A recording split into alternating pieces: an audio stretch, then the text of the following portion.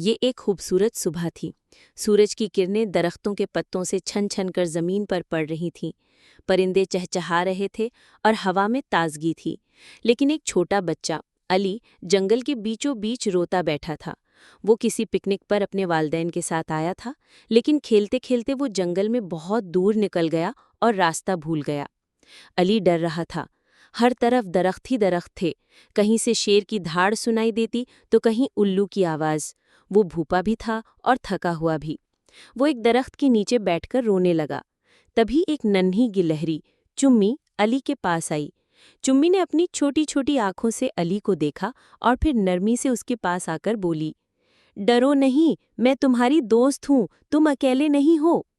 علی حیران تھا۔ اسے لگا جیسے وہ گلہری کی بات سمجھ رہا ہے۔ چمی نے علی کو ایک میٹھے پھل کی طرف اشارہ کیا۔ علی نے وہ کھایا اور تھوڑا بہتر محسوس کیا۔ چمی نے اپنے دوست بھولو ہاتھی کو بلایا۔ بھولو ایک بہت بڑا مگر نرم دل ہاتھی تھا۔ اس نے علی کو اپنی سونڈ سے اٹھایا اور اپنی پیٹھ پر بٹھایا۔ وہ علی کو جنگل کے دوسرے جانوروں سے ملوانے لے گیا۔ سب سے پہلے وہ لالی لومڑی سے ملے، جو بہت ذہین تھی۔ لالی نے علی کو بتایا کہ جنگل میں کہاں کہاں پانی کے چشمے ہیں اور کون سے پھل زہریلے ہو سکتے ہیں۔ پھر وہ چنو بندر سے ملے، جو بہت شرارتی تھا۔ چنو نے علی کو درختوں پر چڑھنا سکھایا اور خوب ہنسی مذاق کیا۔ آخر میں وہ مٹھو طوطے سے ملے، جو انسانوں کی زبان میں باتیں کر سکتا تھا۔ مٹھو نے علی سے کہا، فکر نہ کرو علی، ہم سب تمہارے ساتھ ہیں۔ دن گزرتے گئے اور علی نے جنگل میں جینا سیکھ لیا۔ وہ جانوروں کی باتیں سمجھنے لگا۔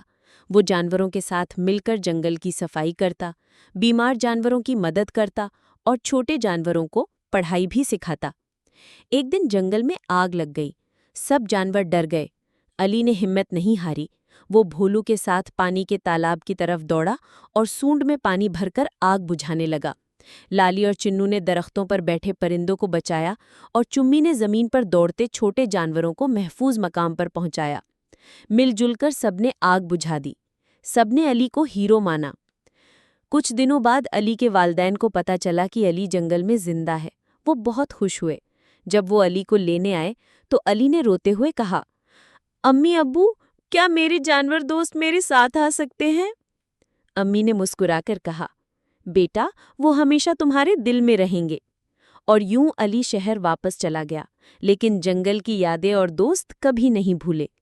کہانی کا پیغام: سچی دوستی رنگ، نسل یا زبان کی محتاج نہیں ہوتی۔ محبت، ہمدردی اور بہادری سے ہر دل جیتا جا سکتا ہے۔